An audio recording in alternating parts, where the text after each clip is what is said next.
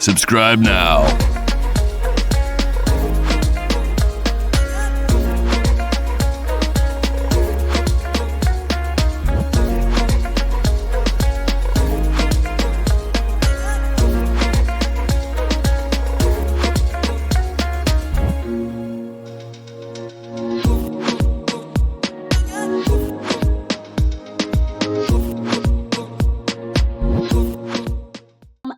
Your host, one of your hosts, and the founder of the BWEC, Empress Ayana. Welcome, welcome, welcome. We're so excited for the podcast interview that we have lined up for you today. We are going to be interviewing the very wonderful, amazing, and talented Folashade Oladipo.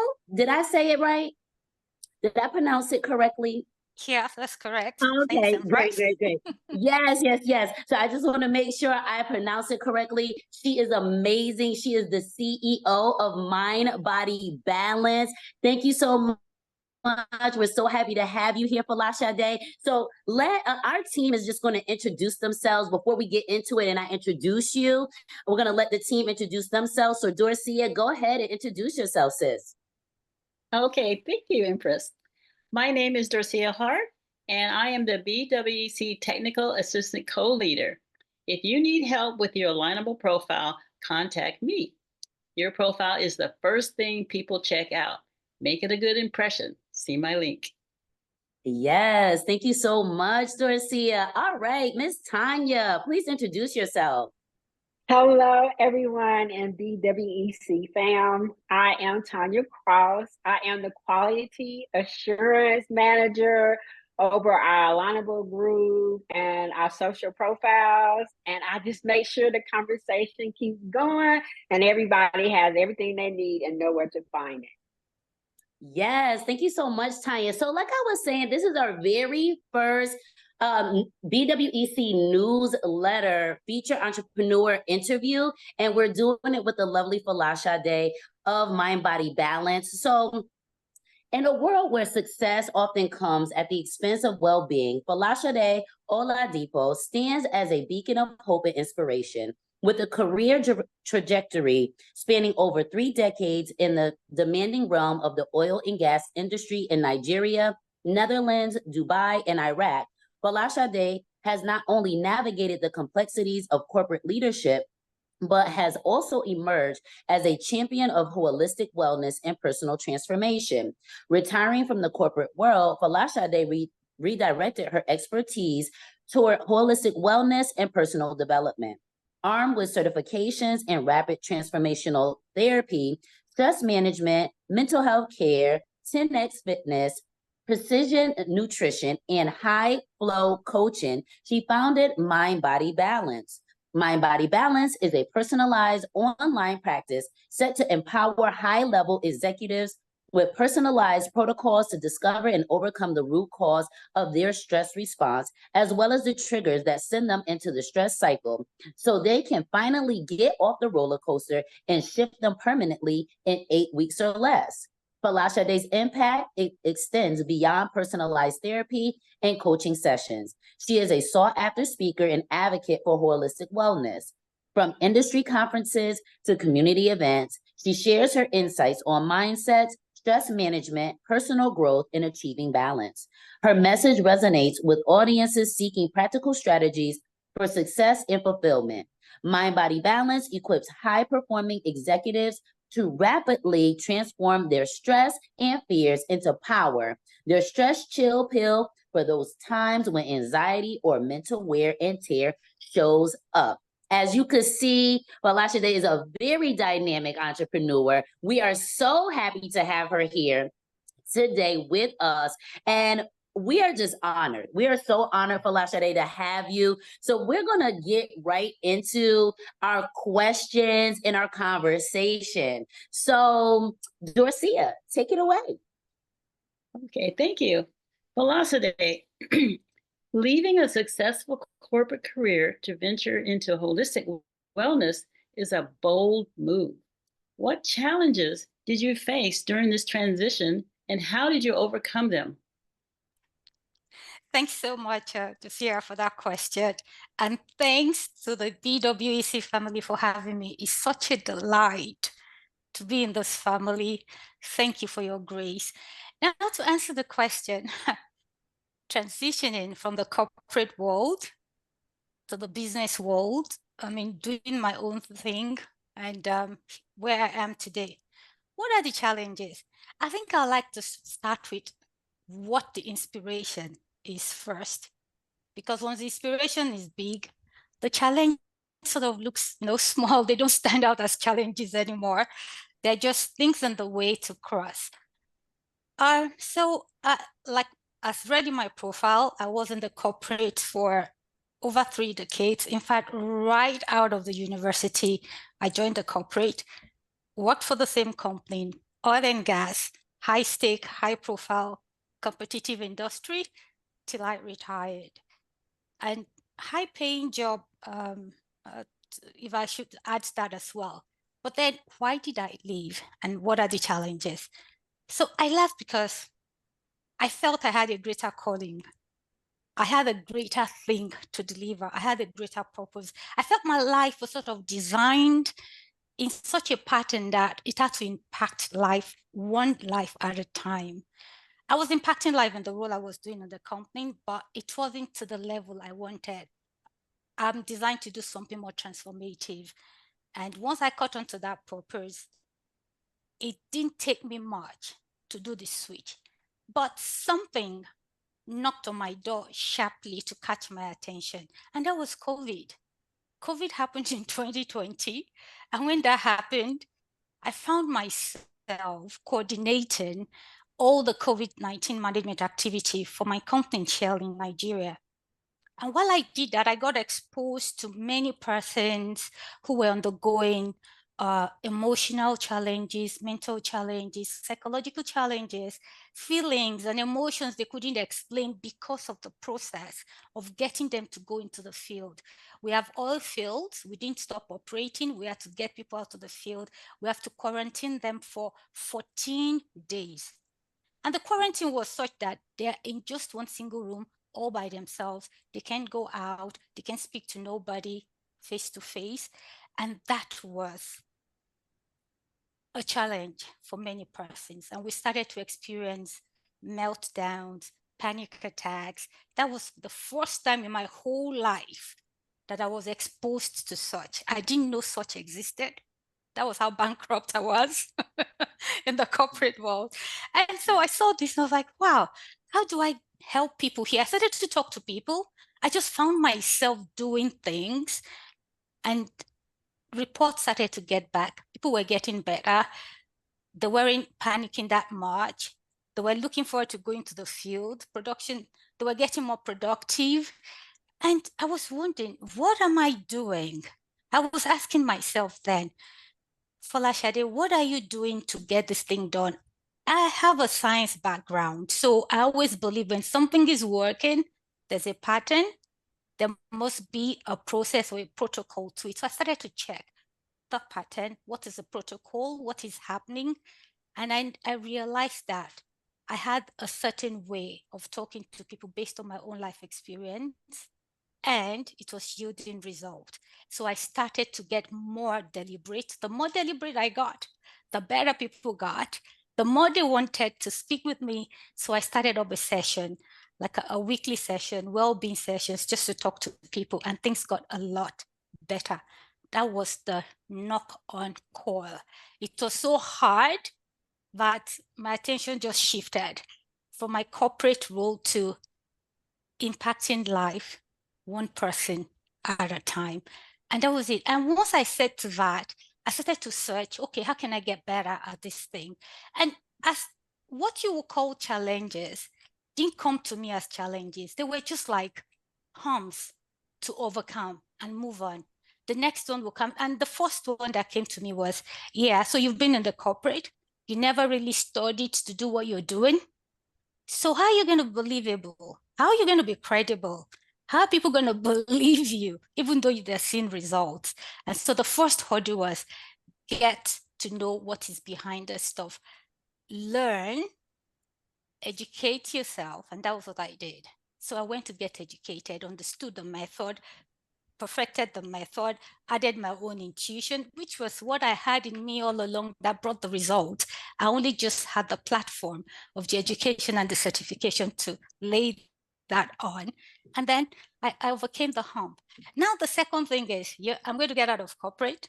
I had this large paycheck, comfortable life, the life I'm used to, people I'm used to, I was in the leadership team, the company leadership team. So all the extras that come to that, all of that's going to go away. And like, what am I going to do? Am I going to be able to cope with this?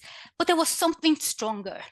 There was something deeper that pulled me into living, because I found that even if I just impacted one life, the fulfillment I got from that was just, it eroded years and decades of working in the corporate.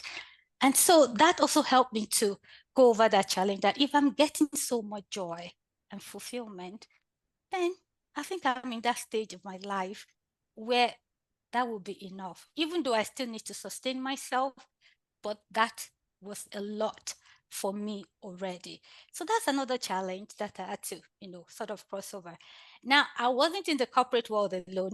My husband was also in the corporate world. We worked in the same company for, about the same number of years. So how do I convince him that this is really what I want to do? The first time I told him was, he just ignored it, because it's like, Folashade, I know you. You love this job too much. You love to work. I don't think you want to go into business. You don't want to do this thing. You work with one-on-one persons. You're used to dealing with teams and stuff like that. He didn't believe me. So how did I have to? I now had to convince him that this is what I wanted to do. And the way I did that wasn't by just actively convincing him. It was just the way I continued to help people, even without getting remuneration in return. But what I was getting was more than money. I was getting fulfillment. I was getting joy, and I really loved it. And so let me leave it at those three challenges I had to overcome, and that was the way I overcame it. But the greatest driving force was that pull that I had a purpose greater than sitting on the corporate world. I had a purpose to help people. I love that answer. I know, that's one of the things that I really love about you, Folashade, is that you're always so positive. We started by asking about the challenges, but immediately you're like, wait, like, I didn't really see it as a challenge. It was just a matter of, like you say, creating the processes that allowed you to get to where you want to go after you were able to identify that there was an issue and people needed help. I think that's just so beautiful and just so amazing, the way that you have to wait a minute, baby. The way that you approach your work and your life, and even how, it really shows in how you've even showed up for the BWEC. And I just have so much gratitude for the way that you approach life. I think it's so powerful how, you're like, no, it's not really a challenge. It's just, something to overcome or something to put in order or put in place, not so much a challenge per se. So I just think that's really beautiful. Thank you. Thank you so much. So You're I have welcome. a second question. Your approach that promises a permanent shift in less than 8 weeks. What makes your method so effective? And could you share a success story that illustrates this transformation? Thank you so much, Dosia. You have such deep questions. So, this question, at times I get asked this in a different form, and at times it's unbelievable. It's incredible. People are like, is she serious? Now she's joking. I'm like, yes, I'm serious. So my method is a method that I think has existed for so long. It's a method that I found that I had in me even while I was a child. I'm one of those people who have the privilege of remembering their childhood. I remember my childhood, even right from the age of 3. I could tell things that happened to me. I could just recollect them that way. It's just a privilege that I have and I enjoy. Now, I remember then that if I want to get anything done, all I have to do is sit down and just imagine what that thing is. And I will tell you, one of the things I imagined when I was quite young was being a leader of a community. I imagined myself in my little mind like a mother hen, brooding over several chicks, like hundreds of chicks. Of course, you wouldn't have a hen with 100, chickens following her. They usually like little number, but that was the way I envisaged a big, mother hen with several persons I'm taking care of. And in doing that, I would start to implement whatever I visualize, just like that. So my mom knew whenever I sit down quietly, she distracts me because she knows I'm building something in my mind and I'm going to execute it. That was how powerful my mind was behind it. And I've always operated by that. If I want to do something, I would just sit down, think about it, imagine it in my heart, done. So let's pack that, aside. Now, how does that link to what I'm doing? When I went to study for what I'm doing, it then became known to me that there's a science that shows that there is a deeper part of our minds. So I have a mind, the conscious mind, that I'm speaking with you right now. You're listening to me, I'm listening to you, I'm interpreting what you're saying, I'm interpreting what I'm saying. That is my conscious mind. There's a deeper part of my mind, that is the subconscious mind. In the subconscious mind, there are deeper things. There's a seat of our beliefs, emotions, our feelings. Is a feeling mind, while the conscious mind is a thinking mind. So if you're able to get into the subconscious mind, which runs us about 90 to 95% of the time. We always think it's our conscious mind that is running us. No, our conscious mind runs about 5% to 10% of our time, but subconsciously 90 to 95% of the time. So in my practice, what I do is to tap into the power of that subconscious mind, because that is what is running our lives. I help you tap into that power to run your life the way you want it, not the way your conscious mind is currently running, because that is where all the issues are. So I get you to get into the root cause by tapping into that. I don't know how much time I have to go into this, because if I go into the subconscious mind, we could be here for 1 hour. Well, we do have some other questions to ask you, but if there's something that you feel like is like really important to the work that you do that we need to know about the subconscious mind, like, yes, do tell us for sure. Yeah, I will get into that. I remember Dosia asked if I have an example of one that I think, can sort of express this practice. So one big one I want to talk about, because many persons find it very difficult, is addiction. Mm-hmm. Addiction to several things. It could be to smoking, medications, drug abuse. It could be kleptomania. It could be even workaholism. People just get addicted to work. So I've worked with such people, and they are so surprised that I have just one therapy session with them and they overcome the addiction. And that's because my method doesn't work on willpower. It doesn't rely on your willpower. It relies on the power in your subconscious mind, which runs you. So once we get into the subconscious mind, so I'll give an example of the person addicted to smoking. He's been smoking for over 20 years. He's never been able to stop. And then he came to me and we had the session, and we're able to get to the root cause of why he started to smoke in his subconscious mind. And it was just something to do with belonging, self-esteem. That was what got him in there, and he couldn't get out anymore. And once we're able to find that, We reframed that belief he's held in himself for so long. And that was it. In fact, I told him, don't throw away your cigarettes. Keep all your cigarettes, keep the packets. You can visit wherever you smoke. He says when he drinks, that is when he smokes more.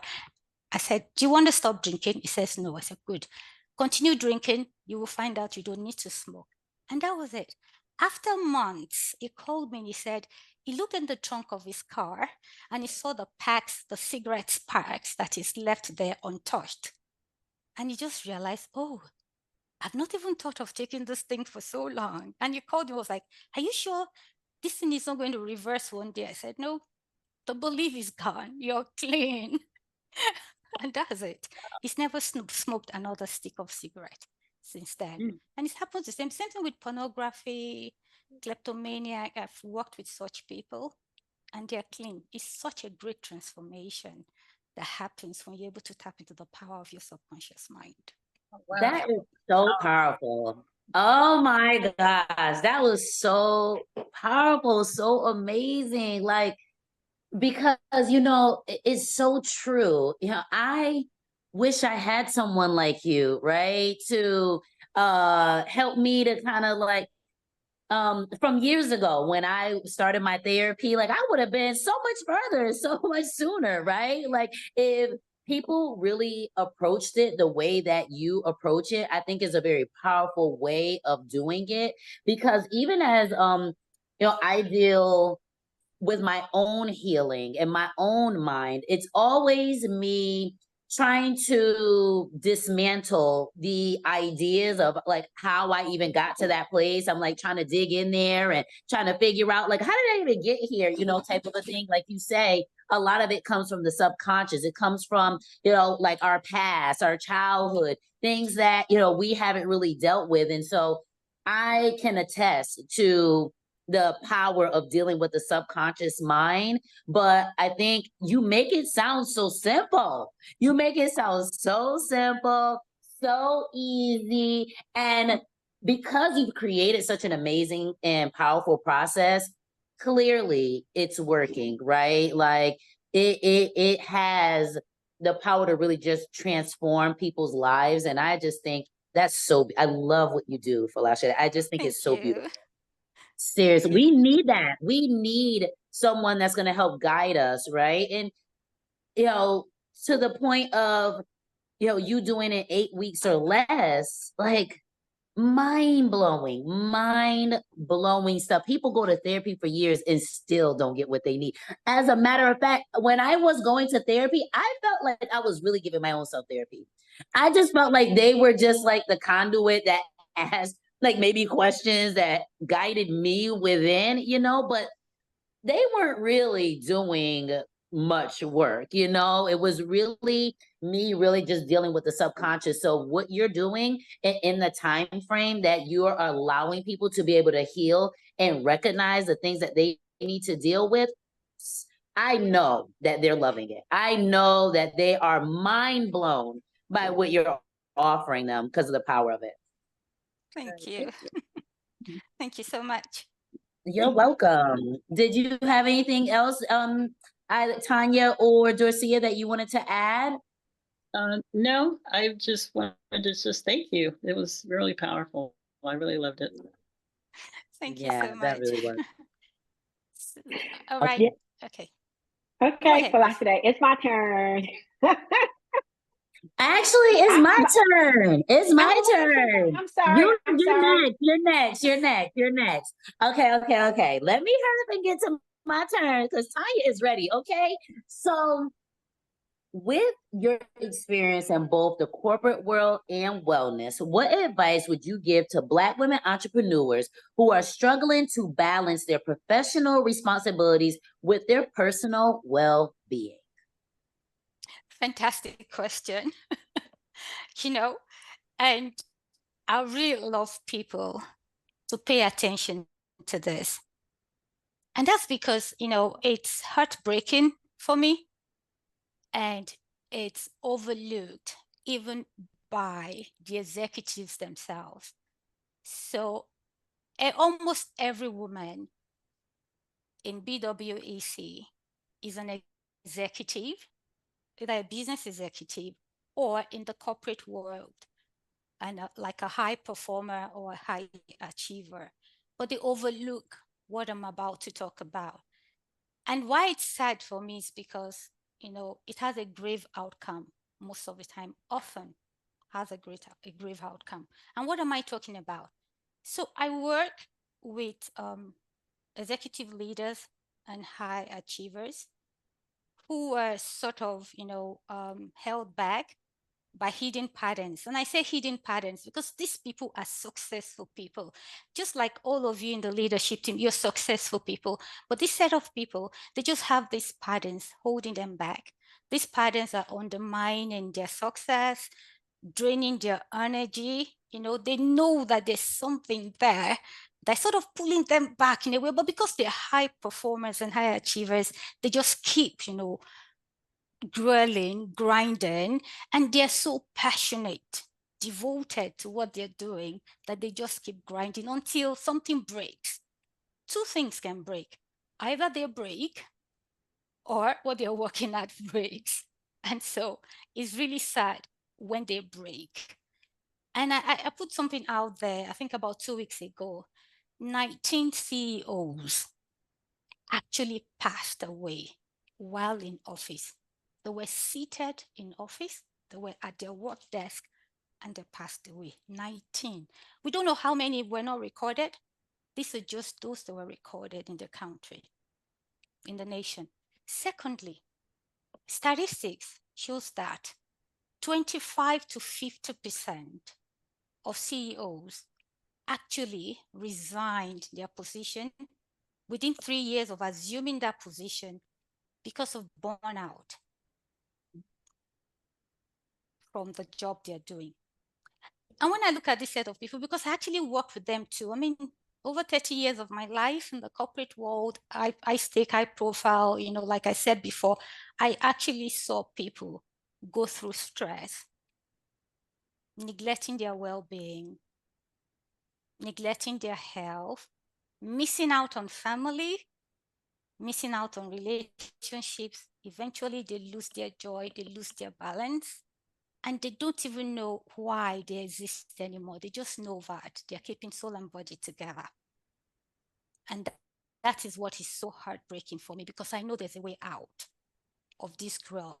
But this set of people are so devoted. They carry the weight of their company or the weight of the company they work with on their shoulders. They feel that they must make it work. And of course, they need to make it work, but not at the expense of their well-being. And that is where I come in.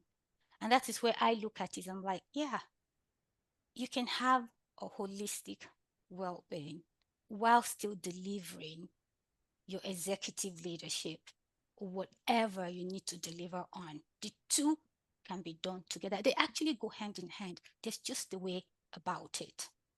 And that is the way that I have. So I want to stand, like you read in my profile, as a beacon of hope and inspiration to women in BWEC to say, yes, you can do it. But the way to get there, one thing, if everybody forgets everything I say today, remember this, is self-love, self-compassion. Love yourself to the best of your ability. It is not selfish. Most women, because, and I say this with all sensitivity, and I'm generalizing it, most women were raised to be nurturers, to nurture others, to give themselves, to pour out into themselves. Most women are not fed. They have to find ways to feed themselves. And while they're feeding others, they get so passionate, they forget about themselves, so they're not getting fed and nobody's feeding them. So if the self-love, the self-compassion is missing, these women are going to miss out. And before you know it, their well-being will start to suffer. But if you have adequate self-love, it's going to challenge you internally to think about yourself. It's going to catch your attention to yourself, and you start to take care of yourself. Once you're able to do that, you also be able to find means to balance the work you do as an executive, as a business owner, as a woman leader. You will find the right things that will support you. So I give an example. If you find me in my practice, you found something. It's part of self-care. If you found dossier, you joined the 1 minute exercise, you have found something. That is self-care. If you go to Empress and you say, hey, I have this brand, I've been struggling, I don't know how to do it. Can you look at it for me? She has a great strength in that. She does it like it's a piece of cake. And I will be there struggling, losing steam, wasting energy, but she just does it like that. So you will find a path to who will guide you into those things. Once you have the self-love and compassion, it will catch your attention. So one most important thing for me is self-love, self-care, self-compassion. Find it within you as a woman. Oh my goodness, that answer. Thank you so much for speaking life into our members, because our mental health is really, suffering because we are carrying the world on our shoulders. We're expected to do so much, and we actually take it on like that's our obligation and our responsibility. And, we do sometimes need someone to give us permission to just release these things, right? And understanding that we come first and everything else comes after. And I love how you said that that's not selfish. So thank you so much for, and the self-compassion. Like, we're so compassionate towards other people and what their struggles are and things like that, but we're not compassionate towards ourselves. We actually don't believe we need as much as everybody else. And like you say, people are dying right at their desk. They're dying in their homes. They're dying in their beds. They're dying doing the things that they once loved. And I just really have so much gratitude for you. And I know that we did a good thing by choosing you first to be on here, because you really spoke a word. So thank you so much for that, Folashade. Our members need to hear that, and they need to hear it from somebody that looks like them. And, we need to do more of these conversations where we can, dismantle, get into that subconscious, start dismantling some of these ideas about where we are and who we are. And, so we just really need to get back to self. Ultimately. So thank you so much for that, Folashade. That was a really beautiful, beautiful answer. Thank you. Thank you. You're welcome. And I'm gonna let Tanya go ahead and ask her questions and stuff, because Tanya ready to go. And I'm excited too. I am so excited for this conversation. So Tanya, I am passing it over to you. Okay. And this was a really good, and the only reason why I jumped in because it was a really good segue into my question. So I'm gonna go back to how you said about having a vision for yourself and implementing that vision. And I think about how Empress has established and founded the BWEC. And it really ties into what you just said about self-care and self-love. And she's created a safe space, unalienable, for Black women of the diaspora. And I just wanted to ask you, what have your experience been on the BWEC? How has it been a safe space for you? Thank you. Okay, talking about BWEC, that's something I can talk a long time about. But, for people who are not members, or for people who are dabbling, am I in or out? So this one is for those people, because the people truly in can already feel what I'm about to talk about now. So I'm the kind of person who rides on the energy of people. The collective energy around me fuels my own energy. I have my own energy, but the collective sort of fuels it the more. It boosts it. Maybe that's the right word. So for BWEC, they should just look at Dossier, look at Tanya, and look at Empress, and see the kind of energy that you guys exude. That is the energy of BWEC. And that is what is attractive. It's calming, it's comforting, it's beacon safety, like tells you you're safe in here. When you're on a call in BWEC, one thing that tells you that you can just be at home and feel yourself. You see, Empress will say, children are allowed here. And you hear children's voices. It's not a cult. It's so open. We just discuss and just be ourselves. We share whatever we want to share. We'll learn, and not just learning, we exercise, we move. Who does that all the time? That's so true. It's not people who are really, energized and sort of magnetic. So that is what is in BWEC. That pulls everybody together. So if you really want to learn, you want to grow being yourself, whether you think you're introverted, extroverted, or ambivalent or ambiverted, whichever category you belong, BWC is just home. It just feels like that. Even when I'm away, I still feel I'm in BWC. When I'm in BWC, I feel, yes, this is home. That's the way it is. When you have a home, even when you travel, you don't feel you've left your home because you carry your home with you.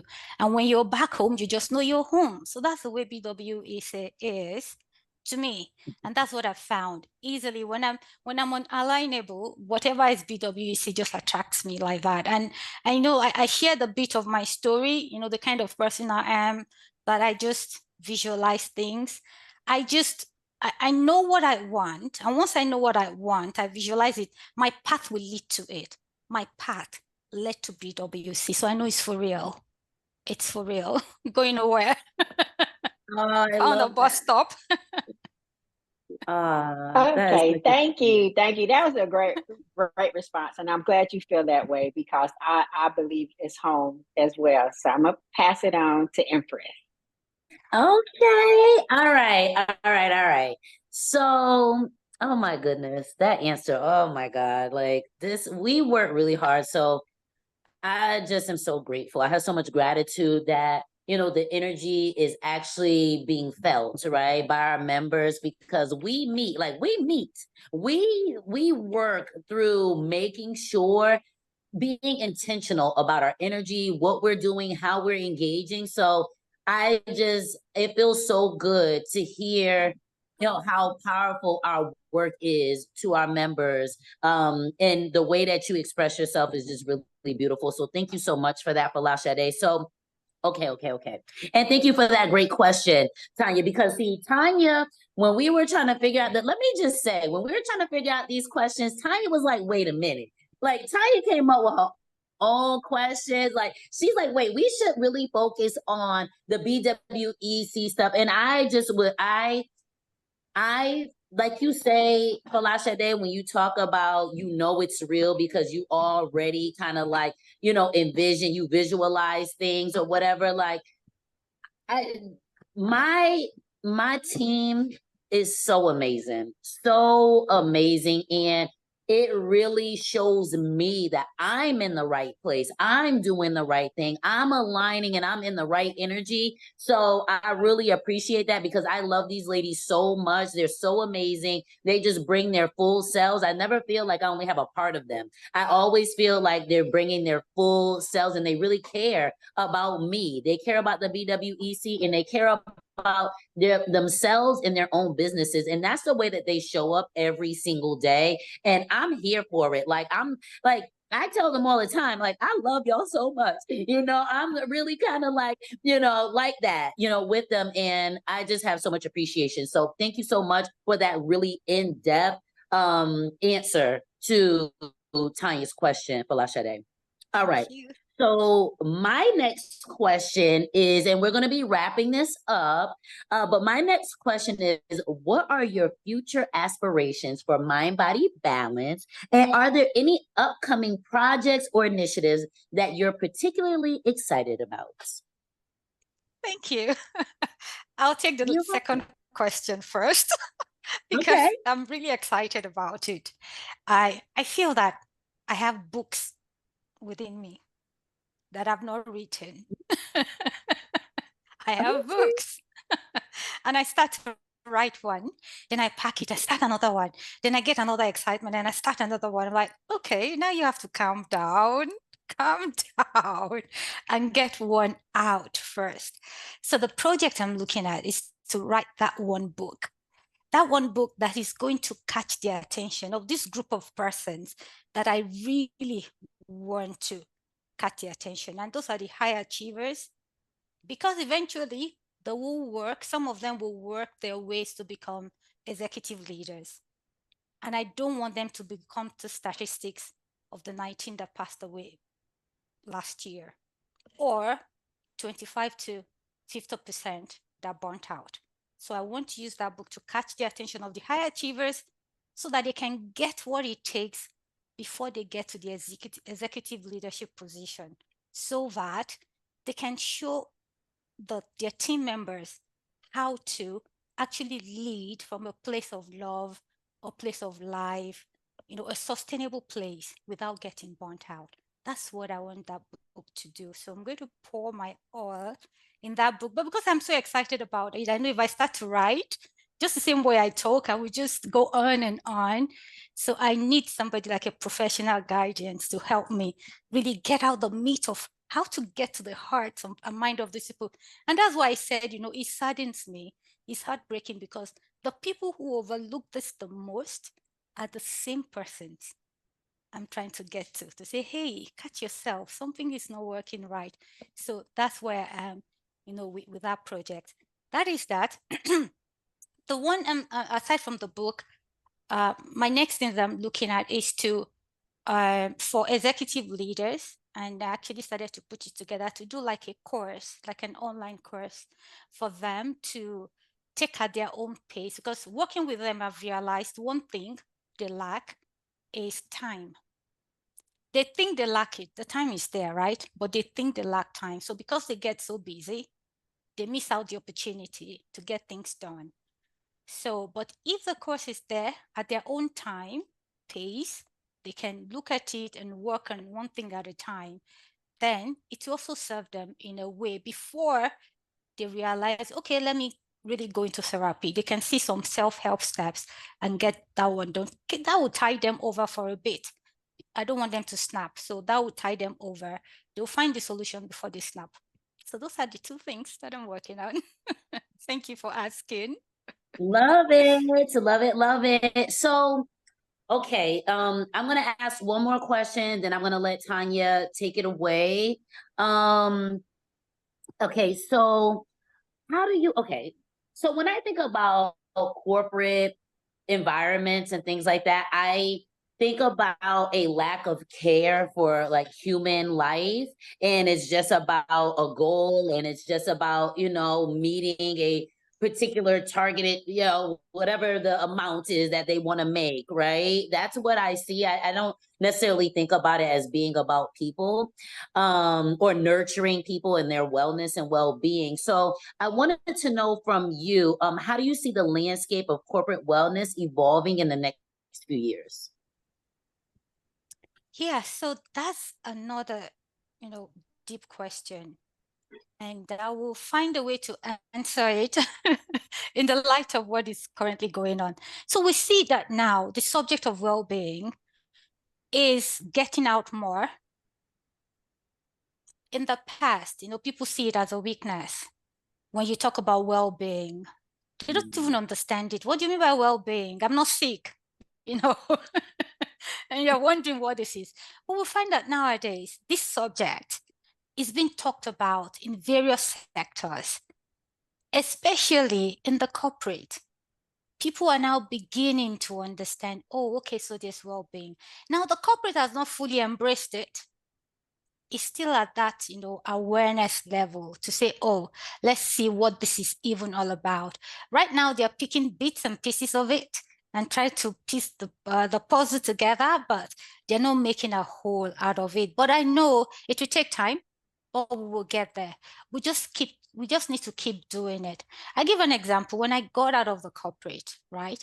Because people knew me in the corporate, they knew that I was doing well. In fact, it was a surprise that I was leaving. Why would she leave when she is this? There must be something in what she's doing, it got people interested again. And more persons got to, listen. Some people read my stuff because they've known me before, they've liked me, and they're like, okay, so let's read. So if we have more persons writing, reaching out, and I know we do have more, because when I was getting into this too, I read and I saw, oh my God, so all these things are here and I never knew. It's a closed world in the corporate. You don't get to see some of these things. So the more we put it out there, the more people who are in the corporate begin to talk about this thing, the more the corporate starts to see it that it's not a weakness to want your well-being to be 100%. In fact, when they start to see that that is a platform on which performances spring up, to the full potential, productivity just shoots up like that in a transformative way, they will now start to embrace it better. And that's one of the things I want to do. I really want to go back into the corporate, work with corporate and showcase this thing. And then when they measure their performance and productivity, they can see, oh, it works better than technical training. Because there's nothing you're doing again technically. This is now about you delivering, what you already have within you. So I see that in years to come, in a short while, this thing is going to blow up the more because many persons are talking about it. Statistics beginning to show that there's something the corporate is missing, and the attention is now being, caught by that. Yeah. And I think as more people also reclaim their time, reclaim their, well-being, that corporations are just going to pretty much have to bend to that and accommodate it, as more people are focusing on well-being and, for themselves and things like that. Because even, some corporate places are helping people with fitness centers and, different things like that, making sure that people have ways to kind of, or access. Maybe they might have a yoga instructor come in sometimes. And so I have heard about some things, what corporations trying to do better. So I'm happy that, you feel positive about what's to come for corporations and that it'll just get better over time. I'm very happy to hear that. So thank you so much. Tanya, did you have one more question that you would like to ask? Yeah, I did have a question, even though she already asked it, but I'm going to still kind of get her to talk just a little bit more and answer one more question, okay? Okay, with the BWEC, we have numerous resources for our members, from our monthly meetings to our 1-minute exercise, which you have already mentioned, and we have our technical support, and of course our newsletter, which you are featured in and highlighted in, and you really have already shared. I was going to ask, which one of those services that you enjoy the most. So you have already mentioned the 1 minute, and you have already mentioned our monthly meetings where we just get together and commune. We just get together, commune with each other, and just. But one of the things we enjoy doing is putting our people on. So share with the people where they can find you at on all these platforms and places. That's where they can find me, you said? Okay. Yes, where they can find you. All right. So I want to just talk a little bit more about BWEC before I talk about where they can find me. But first, of course, you can find me in BWEC. Yes. Yes. For sure, in the newsletter. We know they can find you in the newsletter. Okay. Exactly. Just look for the BWEC newsletter. You'll find me. Look in the podcast, into the podcast on YouTube. You subscribe, you'll find me. And aside from that, you'll find me on my website. And my website is just my first name and my surname. That's FolashadeOladipo.com. That's where you find me. You find me on LinkedIn, still the same Folashade Oladipo. You find me on Facebook, the same name, Folashade Oladipo. But on Instagram, you find me on the Mind Body Balance at FO, which is still Folashade Oladipo. I love my name. Don't mind me. I could be crazy like that. I'm the kind of person who wakes up, look at myself in the mirror and say, you're pretty, And then I tell myself, you're being vain. I say, yes, I know I'm being vain, but yeah, I'm pretty. So I can't get tired of hearing about my name. I hype myself a lot, and I want other people to do the same, because actually you're worth it. If nobody else is telling you, I'm telling you today, you're worth it. Hype yourself. And I do that a lot. So that's why you see my name on everything. Folashade Oladipo. That's where to find me. And of course, on Alignable, you find me there too.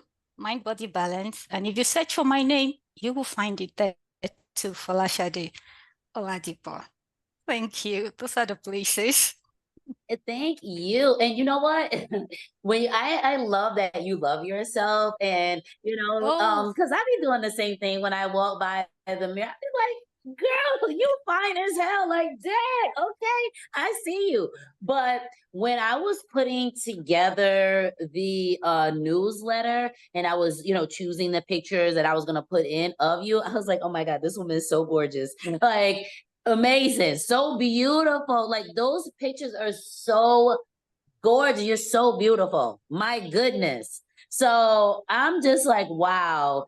I'm just happy to know you. I'm happy to be in your presence. I'm happy, to be connected with you. I think you are so amazing. I think you are a great mentor and leader, for other Black women who are really aspiring to get to a place in their lives where they could feel that confident about themselves, where they just wake up and they're just like, wow, I just really love myself. And so thank you for being a beacon of light, being a beacon of hope, just showing up in your light every single day so we can see what it is to be amazing. Thank you so much, Folashade. We're so happy to have had you today do this interview for us. And we're just so excited to see what's to come for you. And we can't wait to see your book and your e-courses. Thank you. Thank you so much. The delight is mine. Thank you. Yeah. Really quickly, I just wanted to say, because it was so funny, I wanted to share this with y'all. So I was on a call earlier today, and I was just telling the sister, I said, just keep being beautiful, keep being a light, right? And she started singing, this little light of mine, I'm gonna let it shine. It was so cute. I was like, what? You want to know singing? This is my first time meeting her. So the vibe and the energy is just continuing throughout the day and through this interview. And I feel so elevated. I feel so elevated to be surrounded by so many beautiful lights, my team, you, our members, just, oh my God, I am elated. And thank you so much for being amazing. Thank you so much. I really enjoyed myself. And of course, I always do. Tanya introduced me to the Black Butter. I hope that is going on fantastic. There was a launch last 2 weeks, right, Tanya? But that's just the way we roll. Correct. We learn from each other, gain from each other. And I never forget your, is it Marketing 101? You took us through several months back. That's how we just roll. And I hope everybody is enjoying the same thing. I am enjoying myself. I love life. I live it to the fullest. And life loves me too. So that's the way it is. Thank you. Yes, thank you. Thank you. Yes. It was a great interview. Wonderful rest of the evening. What time is it there for you? Where it's you're just at? 6:10. It's 6:10 in Calgary. Yeah, so it's not as late as you, or I think it's 8:10 with you.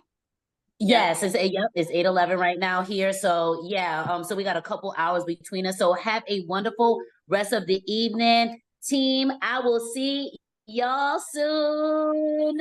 Yes, take care. Be easy, be well. Thank you so much for even watching our very first BWEC podcast episode. Thank you for being here with us. So we will see you all very, very soon. Take care. Peace. Bye-bye. Bye.